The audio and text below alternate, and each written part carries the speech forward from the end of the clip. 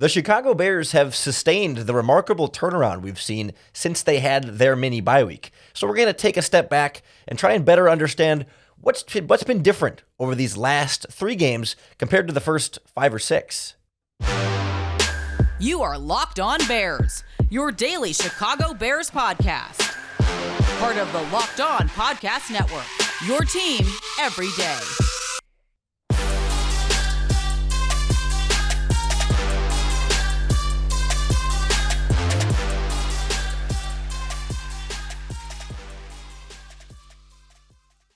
This is Locked On Bears, and I'm your host, Lorin Cox.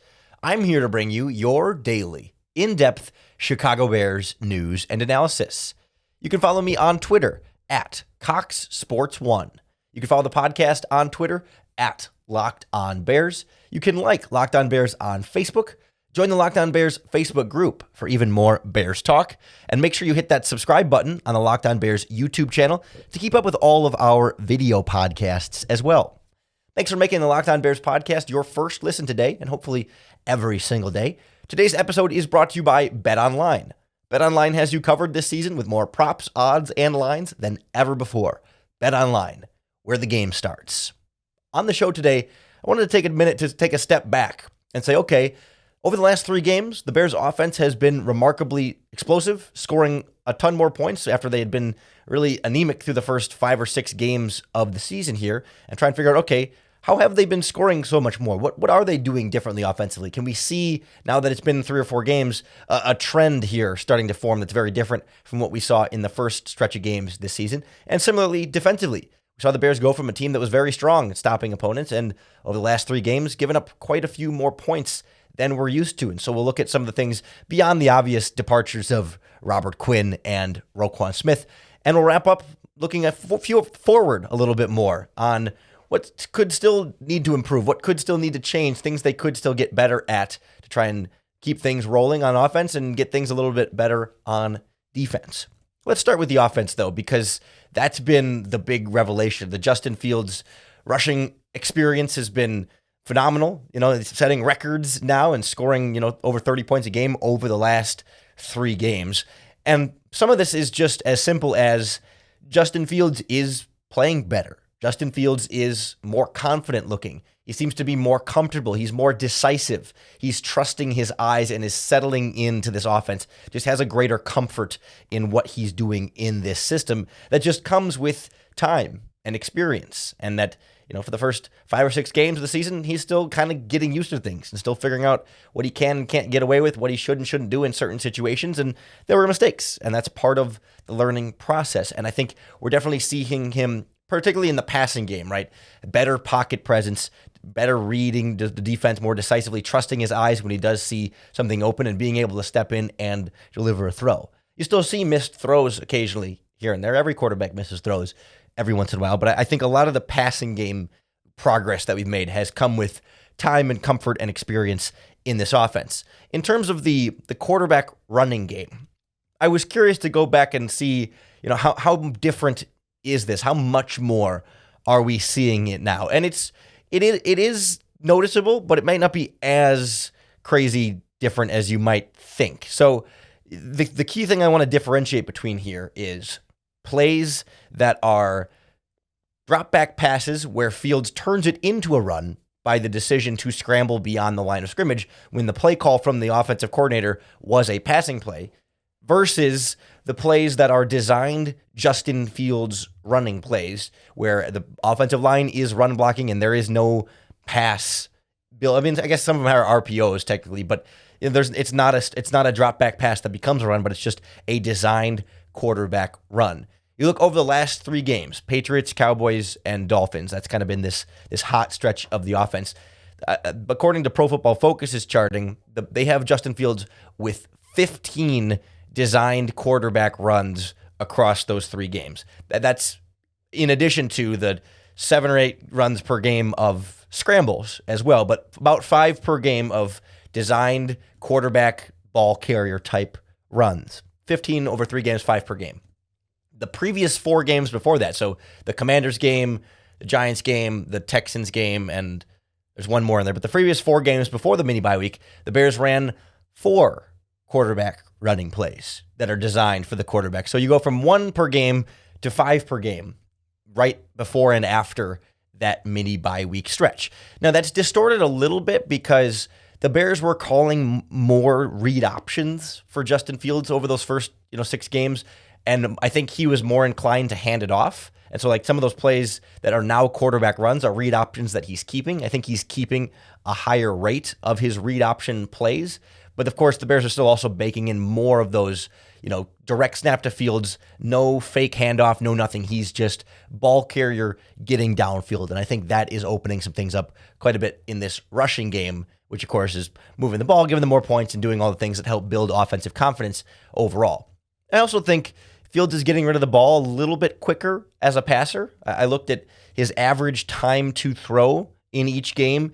It's not drastically lower in the last 3 games, but it's definitely been sped up by, a quarter of a second-ish on average. In the earlier games of the season, he was averaging around, 3.4, 3.5 seconds to throw, and now he's down to more like 3.2 and 3.3. So it's not that much faster, but it is a little bit faster. And that's I think, a trend to keep an eye on moving forward. And I also think the offensive line is settling in a little bit and providing, generally speaking, better pass protection. Maybe some of that has been pass rushers they faced, but they did a good job with Micah Parsons and DeMarcus Lawrence last week against the Cowboys, and the Dolphins just traded for Bradley Chubb, and it was some of the best pass protection Fields has had all season. You look at like PFF's pass blocking efficiency rating for the Bears offensive line, it's definitely on an upward trend from early in the season to now. They were around the low 80s, and now they're about the mid to upper 80s over the last couple of games in terms of their percentage of pass blocking efficiency there. So pass blocking is getting better. Fields is getting rid of the ball a little bit quicker, a little bit more decisive, a little bit more, trusting what his eyes see. And I think all that is combined to this offense clicking in a way that we just hadn't seen through those first few games. And I think you got to give Fields a lot of the credit, but you also got to give the offensive coordinator credit for adding some wrinkles in there for Fields. And just generally, I think the play calling has felt a little bit more innovative and a little bit more, one step ahead kind of thing. And I think some of that comes with guys getting more comfortable in the system and feeling like you can start to add things once they've got the basics down after the first 5-6 games. And it just turned out that the mini bye week was a really good time for that to start opening up from there. So that's where it got better from after that Washington Commanders game. But the defense has not so much, especially the last 2 games, playing 2 solid offenses for sure. But I've noticed some trends that we can look at and see where this defense has been a little different over these last few games compared to the first handful of games to start the season. So we'll look at some of the changes on that side of the ball next on Locked On Bears.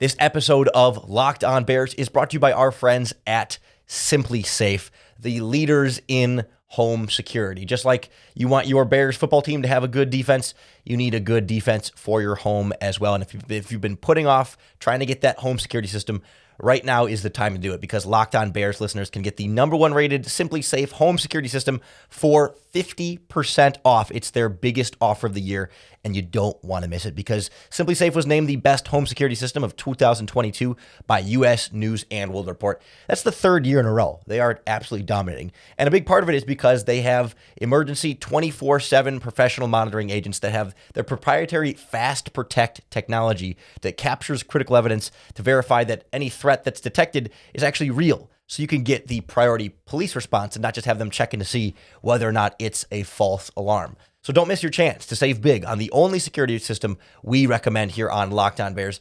Get 50% off any new SimpliSafe security system at simplisafe.com/LockedOnNFL. This is their biggest discount of the year, so don't wait.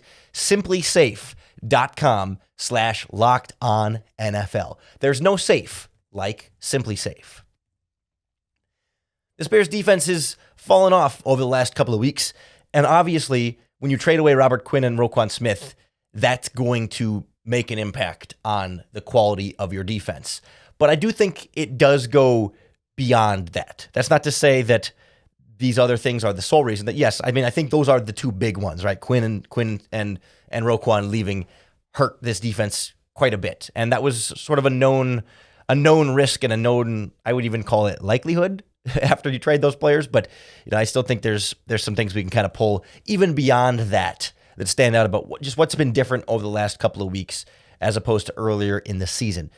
Coverage-wise, for example, against the Dolphins and the Cowboys, the Bears were pretty darn heavy in zone coverages. And we saw early in the season they had a propensity at times to go man-heavy and kind of trust some of their guys in one-on-one situations. It's fluctuated week by week, and there's always a game plan aspect to this. I mean, they were zone heavier against the Vikings and the Giants a little bit too, but particularly, this week against the Dolphins, right? They did not want a ton of one-on-one man coverage with Tyreek Hill and Jalen Waddle. So, they went to a lot more, just a high rate of zone coverages. We're talking like 80+%. But there were weeks earlier in the season where, they went, 50% man or more and really kind of pressed up one-on-one against opposing receivers and dared them to sort of beat their guys in those matchups. So it's not like it's been a totally brand new, different mixture of coverages the last couple of weeks, but it has been a little bit more zone heavy. And I think you've seen Tua and Dak Prescott be able to sit in that pocket and pick apart some of those zones, in large part because the pass rush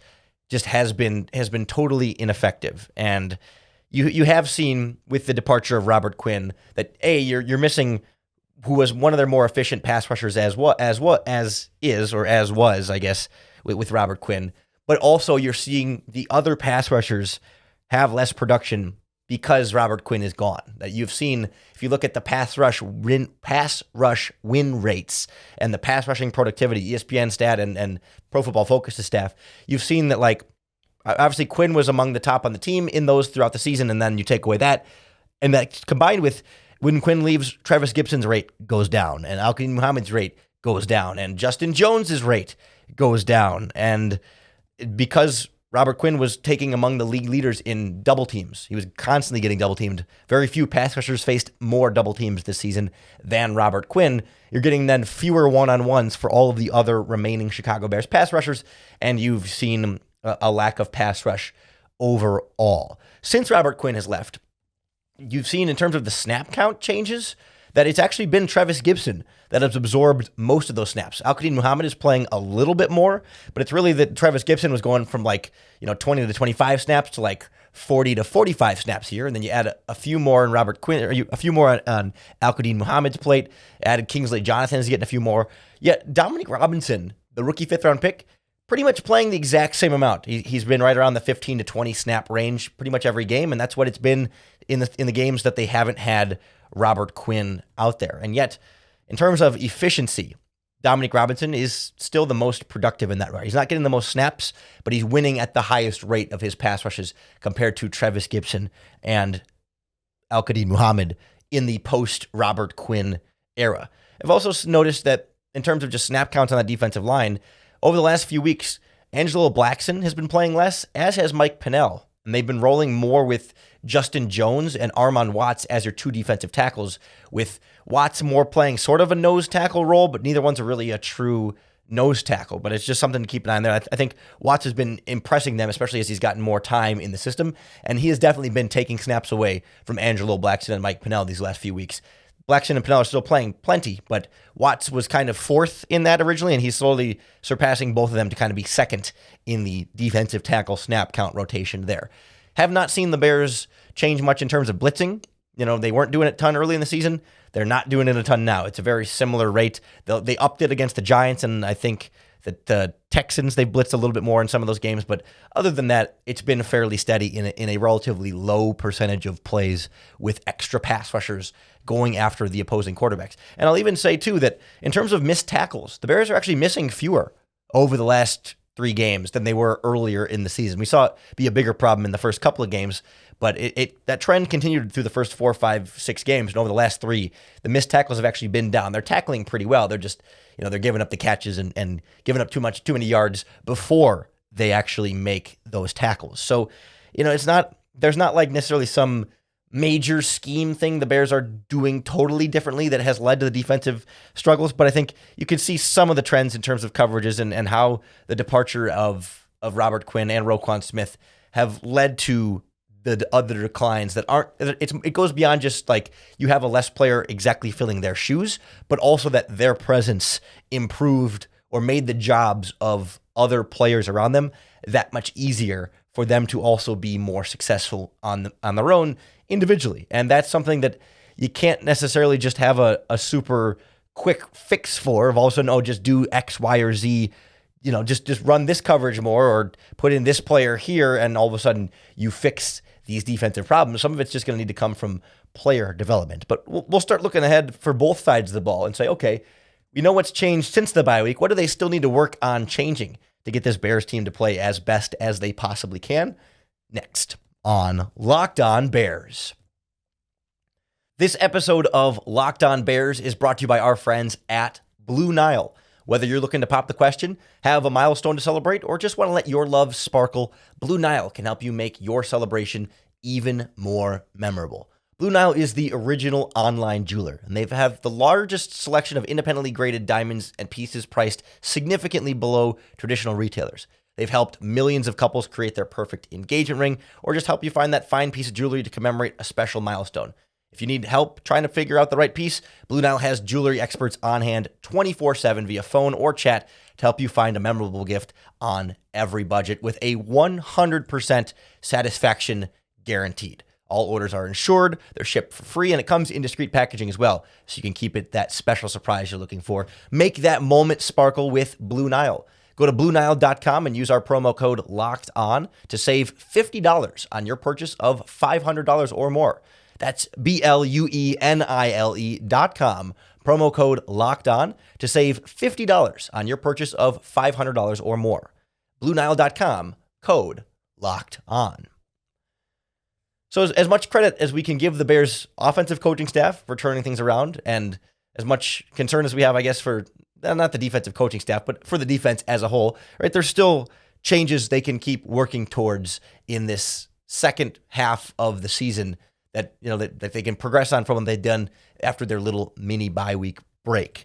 I think offensively, right, you still can see improvement coming as Chase Claypool starts to get more and more up to speed. That the offense should get better as he gets more comfortable in his role, in the same way that we just talked about how Fields got comfortable after 5-6 games of really trying to get your footing in this offense. Likely won't take as much time for Chase Claypool, given how much he's already been able to do in 5 days after joining the team via trade. But there's where the Bears will grow and change and continue to improve in that process. The Bears also need Velus Jones to figure it out. Like, figure your stuff out, sir, because you need your third-round pick to be able to be a contributor and not a healthy scratch against the Miami Dolphins. And the Bears claim it's a special teams reasoning, but what that really means is he's not good enough offensively to be in that discussion, so then it's a special teams discussion. So he needs to figure this playbook out, or whatever is keeping him away. I mean, we don't have a great answer as to, is it understanding the playbook? Is it making mistakes at practice? I mean, X, Y, or Z, but like, you're not the young rookie. You're the experienced rookie. You were supposed to come in and be maybe more pro-ready than a lot of the other rookies coming in here. You have the 5th-round defensive end who's played defensive end for 2 years, making a big impact in the defensive end rotation. And you've got the wide receiver who played wide receiver in college for 5 years, who can't even crack the live rotation and is losing snaps to Dante Pettis and Equanimeous St. Brown that are barely NFL caliber wide receivers, certainly not starting caliber wide receivers. So that's an area that needs to kind of keep growing and improving. I also think this Bears offensive line should get a little healthier. We saw Cody Whitehair make his return, but he looked a little rusty. He had some rough moments in there. And, is he 100% or was he just good enough to play? We're not sure, but in theory, he'll get a little bit better as he gets back into game shape and back into the groove of things a little bit more. And then when Larry Borum exits concussion protocol, and I guess he was active but didn't play because he wasn't 100% ready to go, but he could return to lineup. I don't know that he's a massive upgrade over Riley Reiff, because Reiff's been fine. I mean, he's average, whatever. But like, at least as a whole, your offensive line can get healthier, and maybe you get Lucas Patrick back at some point. I mean, there's still room for the offensive line to continue to grow a little bit here and get your final starting 5 actually in place there. The other thing I would task with Luke Getsy with is just keep staying one step ahead creatively. Keep innovating. Every week we've seen the Bears pull out some kind of other wrinkle offensively. The tight end jet sweep, the Darnell Mooney end around that was supposed to be a throwback to the quarterback that didn't end up being a throwback, the Cole Kmet QB sneak, right? Little things like that keep the defense guessing that they're not prepared for, that you can stay one step ahead. More of that can help sustain and even further the offensive success that the Bears have had so far. As far as turning the defense around, I already kind of said there's not a magical formula here of just start Jack Sanborn and that's going to fix everything. I mean, they did start Jack Sanborn, but you know what I mean? It's not just like a good example. I don't think the solution is just blitz a bunch more, right? They need better pass rushing. They need to generate more pressure on opposing quarterbacks. They need to have a more consistent pass rush. I think a small step would be to play Dominic Robinson more, increase his snaps, and probably fewer Al-Qadim Muhammad snaps. But I just think you've seen Robinson be the most efficient, making the most out of the snaps he's gotten. And I understand adding more snaps. If that takes away from it, then you can find the right balance for a rookie 5th-round pick. But you're not getting much out of Muhammad there, and Gibson's trying his darndest, but not getting a ton of production either. And you're really not getting it from anybody named Justin Jones, anybody other than Justin Jones on the interior as well. So I think my other idea would just be like mix in some new players, try whatever you can. You got Trevon Coley on the practice squad. I don't think he's a foolproof solution that's going to come in and be a dominant interior pass rusher, but I don't know. I'd give him a try. I just don't think you're getting much pass rush at all from Angelo Blackson or Mike Pennell, and even Watts has flashes but isn't consistently generating that pressure. So, Coley's done it in the NFL a little bit. Just try somebody else in there and see if maybe he's a little better than you thought he might be, or they have a Jerry Green on the practice squad as well. Maybe some more snaps for Kingsley Jonathan, the undrafted rookie free agent. Like, just try more players and see if, you might think player X won't be much better than the player you got on the roster right now, but you never know. And you get them in and maybe the lights go on in the game and they're able to click and get that key pressure here or there, even if they're not, you're not going to make a new player the starter. You're not going to bring in a practice squad guy and say, play every snap, go out there. But, rotate some different guys in there that opposing offensive linemen won't be preparing for or have a ton of tape on, and maybe you can get a key play there. And I mean, maybe you can increase your blitzing a little bit, right? I mean, I think there's something to be said there. The Bears are doing it on about like 10%-ish of opposing passing plays. I think you can safely increase that. You could probably double that without having it be super disruptive to what you want to do from a coverage standpoint. I don't know. I don't think that blitzing is purely the solution, but I'm open to trying some different things to try and get that pass rush going, or just, pulling it out and adding some different blitzes in there and being judicious about your timing of when you're going to pull those out to be the most effective. Like I said, there's not a great answer here. It's not just like, run more man coverage because the Bears cornerbacks are so much better in man, because I don't think that's not universally true across the board. And I certainly don't want these Bears linebackers in more man-to-man coverage because they're not an athletic group outside of Nick Morrow. And so I don't necessarily want to have them in some of those one-on-one matchups in man coverage, but you don't want to go too heavy in zone because we've seen them get picked apart a little bit too. So it's about finding that right mix. It's also worth noting that the Miami Dolphins are really good on offense, and the Dallas Cowboys, I think, are better than, because Dak Prescott was out, better than we maybe estimated them to be, or better than their reputation would suggest, because Prescott's back and they've got good receivers and stuff there too. So part of the defensive struggles has also just been the quality of opponent that they're facing, but they're facing a pretty good offense, at least statistically, in the Detroit Lions in this upcoming week, and they still have the Eagles and the Bills on the schedule as well. So the quality of offensive opponent does not get easier from here. And so it's not an excuse, but it is part of the explanation, I think, as to why these last few games in particular have been more higher scoring compared to the offenses they played early on, like the 49ers in a rainstorm, the Texans with Davis Mills, the Washington Commanders, at near their bottom. Like, they were also playing some worse offenses earlier in the season that make the job a little bit easier on this Bears defense. We'll see how things continue to develop, if the offense can keep up its hot streak, if the defense can turn its struggles around here. Certainly we'll be keeping close tabs on it here on the Locked On Bears podcast. So make sure you hit that subscribe button to keep up with all of our daily, in-depth Chicago Bears news and analysis. Thanks for making the Locked On Bears podcast your first listen today, and hopefully every single day. Now that we're wrapping up, if you're looking for your second listen, check out the Locked On NFL podcast. I got to guest host today's episode of Locked On NFL, double Locked On duty for me. And on today's episode, me and James Rapien from Locked On Bengals, we talked about the free agency of Odell Beckham and the Cowboys trying to court him, and Packers among the teams he's listed as being interested in, and how that whole situation is going to play out. We went through the latest Locked On NFL power rankings as well, and talked about some of the craziness in Indianapolis right now with their 30-year-old new offensive play caller skipping to the front of the line, just like Jeff Saturday, and how weird that whole situation is. So more of the league-wide focus on Locked On NFL, but if you need more football, check out the Locked On NFL podcast. Then coming back tomorrow for Locked On Bears and that next opportunity for you to bear down.